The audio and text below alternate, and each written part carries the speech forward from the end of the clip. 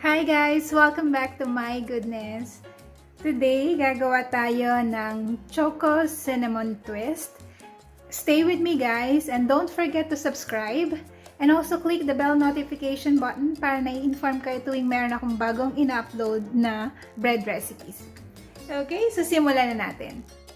Recipe natin na ito, you have the option to make bread improver or roux o tanzong. Pwede rin naman na wala. Okay lang din. Kasi hindi naman masyadong sensitive tong tinapay na gagawin natin. Okay, so ang una natin gagawin parate ay papainitin natin yung ating 125 grams ng milk sa microwave o kaya sa stove nyo hanggang maging mainit.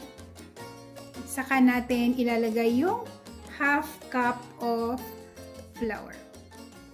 Okay, so ito na yung ating milk. So, mainit na mainit yan. Umuusok pa. Right, ito yung pinainitan natin sa microwave for 1 minute. So, pag pinapainitan niya sa stove nyo, yung init niya dapat yung bago siya bumula paakyat. Okay. Patayin nyo na agad. And okay na yun. Nalalagyan natin siya ng half cup of bread flour. So, sinukat ko na ito. At sinala ko na rin. This is 500 grams. Lalagay lang natin yung half cup. And then mix lang para maluto yung flour.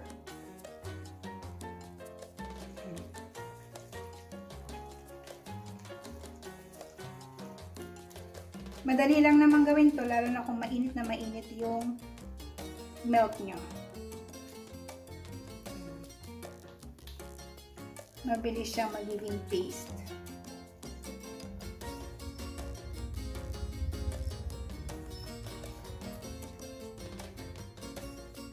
Check nyo kung na-mix na mabuti. Wala na kayong nakikitang flour. Okay, so tabi na natin ito.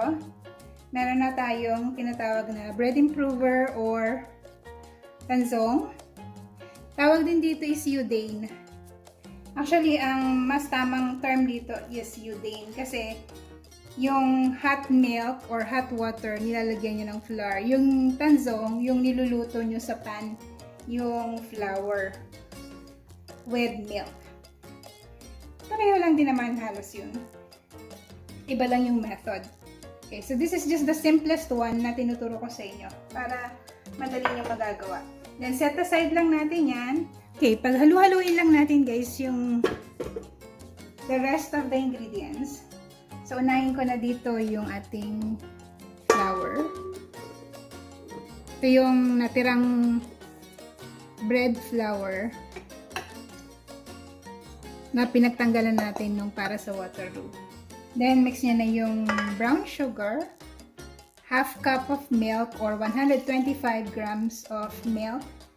So, ito yung kalahati nung ating ginamit sa water roux. Mix na natin yung egg, 1 large. And yung oil. I'm using vegetable oil. Mix natin yung ating vanilla. So, ubusin lang natin.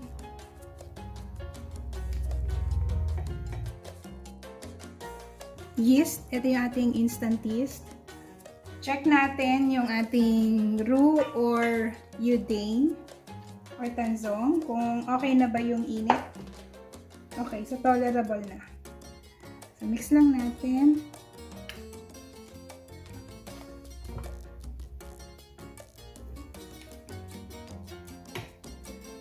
Okay na to, and then mix lang natin saglit hanggang magsama-sama yung mga ingredients. Then last natin idadagdag yung ating salt.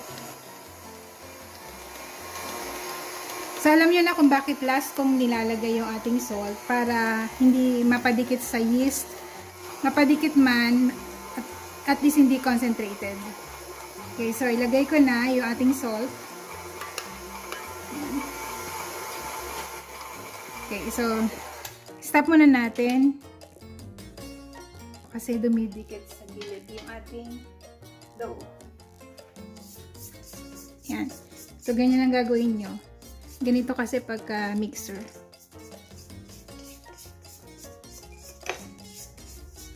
Minsan kasi hindi niya kayang i-scrape. Ayan. So just making sure lang na dumikit lahat. Okay? And then mag-start na tayo ng ating timer. So this should mix for 7 minutes. Kung hand kneading naman ang ginagawa nyo, kailangan nyo itong i-knead ng 15 minutes until pumasa siya dun sa window pane test. Now, kung hirap kayo sa hand kneading, you have to do the autolyze method para mas madali para sa inyo. Just rest the dough for 30 to 45 minutes. Up to 1 hour pa nga, mas maganda kung mas marami kayong time. Bago nyo i-knead para nabuo na yung gluten ng ating dough at madali nyo na lang masahin para makapasa sa window pane test. Okay, start na tayo.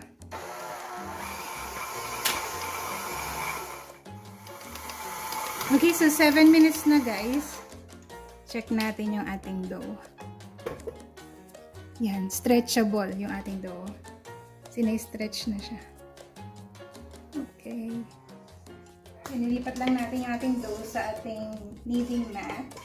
Para ma-check ko kung okay na yung dough natin.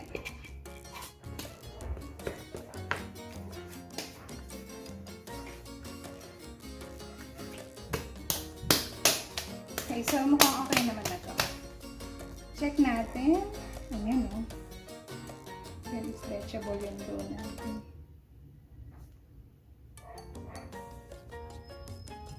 Medyo sticky lang ng konti, pero okay lang yan. Lagay tayo ng konting oil sa kamay. Bilugin nyo lang yung dough.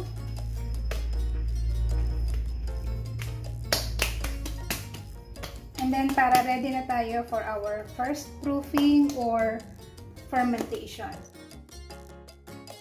Lagyan lang natin ng konting oil yung ating bowl. Kalat lang natin. Para hindi mahirapang umalsa yung dough.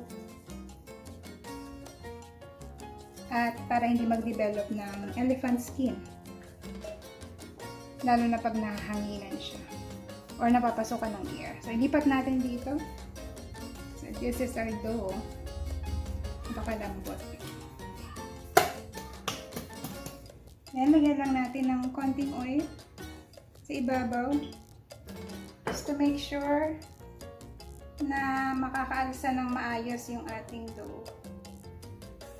Kasi pag di nyo ito nilagyan ng oil sa ibabaw, titigas yung ibabaw nito. Magkakaroon siya ng parang elephant skin. Hindi siya makakaalsa dahil tumigas yung ibabaw. Kaya nilalagyan natin ng oil. Then, takpan lang natin. Nakita nyo naman yung size ng dough natin. So, kailangan magdoble ang size niyan. So, medyo umangat hanggang dito sa ibabaw. Okay, so we'll let this rest for 1 hour up to 1.5 hours. Balikan natin siya. Okay guys, so after 1.5 hours, ganito nakalaki yung ating dough.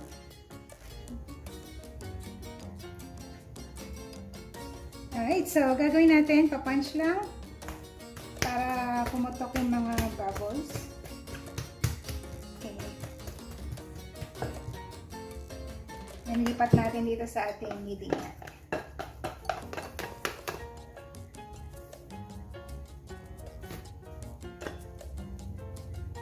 Ayan.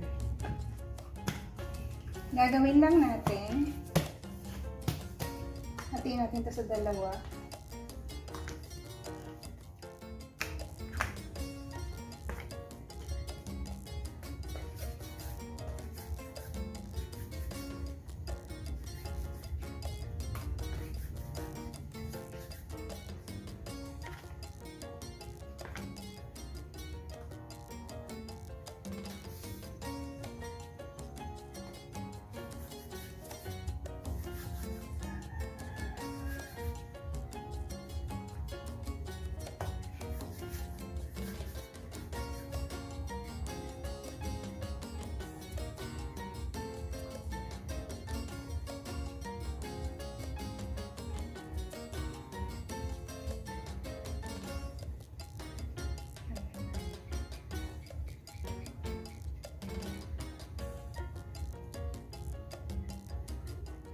Pag na-form nyo na,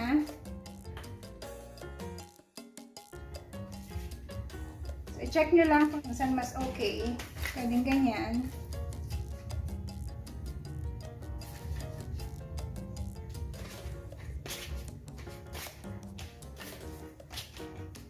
Now, kung gusto nyo pantay-pantay yung laki nila, mag-weigh kayo. Ayan. Okay. Gawin natin yung iba.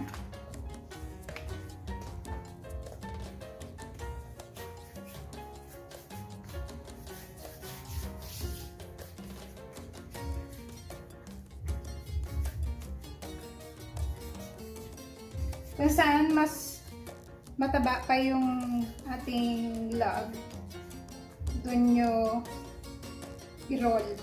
Okay. So, approximately, ganyan kalaki na inaati ko lang sa gitna. And, patong, yan, braid nyo lang sila. Madali lang to, guys. Okay, nilagay natin dito. So guys, ito na yung unang batch natin. Ayan. So, I was able to make 8 dito sa isang tray. And then, isi-second proofing natin ito or ipapares natin ito ulit ng mga 1 hour until lumaki na yung ating dough bago natin i-bake. So, tapan ko lang siya ng plastic na ganito.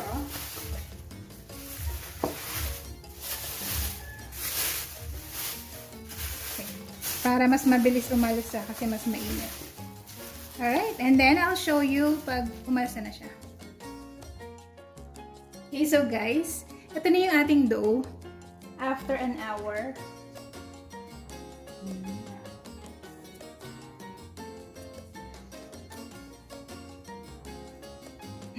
Ang tataba na nila. Cute. So right now, pinipreheat ko na yung aking oven at 180 degrees Celsius.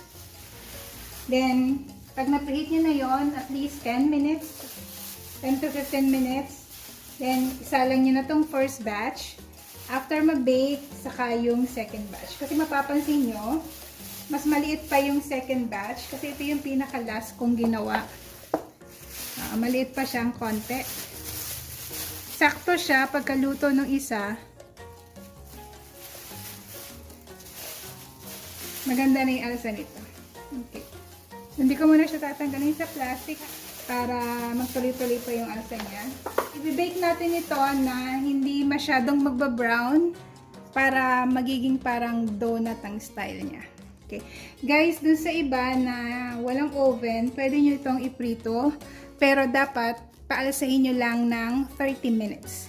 Pag kasi 1 hour masyado ng malambot, masyado ng alsado, so mahirapan kayong i-transfer sa kawali nyo pag ipiprito nyo. So dapat mga at least 30 to 45 minutes lang max. Okay. I-bake na natin ito. Okay guys, so ito na yung ating na-bake. This was baked for 15 minutes. So pwedeng 15 to 18 minutes. Depende sa laki ng gagawin nyo. So malaki kasi yung nagawa ko. Kaya inabot siya ng 15 minutes. Hindi ko siya masyadong pina-brown para very soft yung ating twist. So, ang ginamit ko dito ang sweetened cocoa, cinnamon, at yung brown sugar. And then mix nyo lang. Dito natin ilalagay yung ating bread para sa kanyang coating. So bago natin lagay yon, pakita ko muna sa inyo. Yung bread. Yan ang nangyayari kapag binibake talaga natin. So magpa-flatten yung ilalim. Pero pag pinrito nyo, buo siya na ganito. Okay. So, but it's healthier kasi pag binibake natin. So, yung iba talagang gusto nila bake. So, ang natin gagawin, i-brush lang natin ng butter. Huwag masyadong madami. Kailangan lang natin yan para dumikit yung ating coating.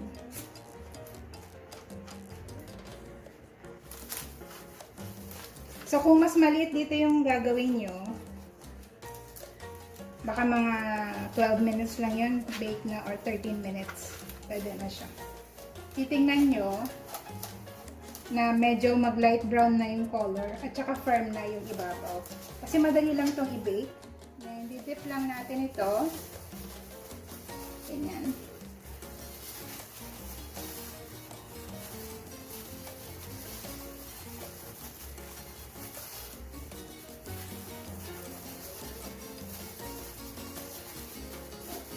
Ayan, ganyan siya guys. Kaya dapat mag-coat lahat. Ayan. So, ganyan na magiging itsura niya guys. Cute! Kaya kailangan ma-coat nyo ng butter lahat ng area niya. Para dumikit yung coating natin. Natandaan nyo guys, pag pinrito nyo na to, hindi nyo nalalagyan ng butter. Kasi kusa nang didikit dahil dun sa oil.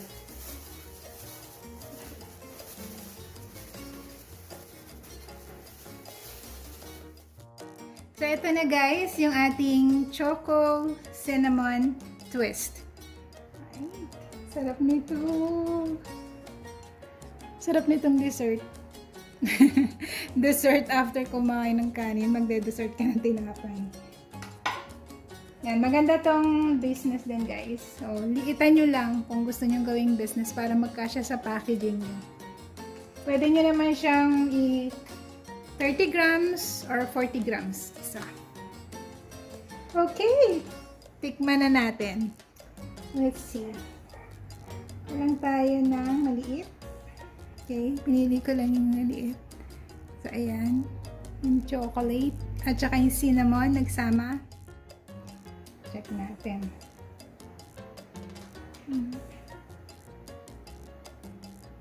Diba? Hindi na ito yung matigas na nabili namin dati.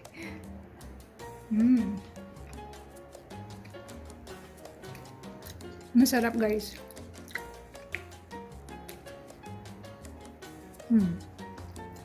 Alam niyo naman masarap yung tinapay, di ba? Lagyan nyo ng cinnamon sugar at saka chocolate. Isipin nyo yung lasa nun. Sarap.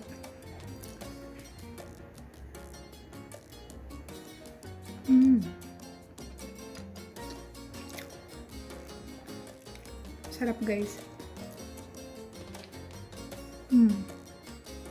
Hindi matamis.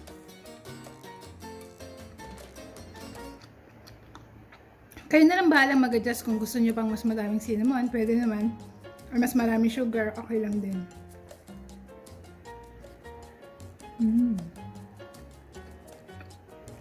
Alright. Ang bilis ko maubos. Gawin nyo na sa mga bahay nyo guys para sa inyong pamilya. Or gawin nyo ng business. And this is a sure hit. Thanks for watching guys. Have a great day everyone. Bye.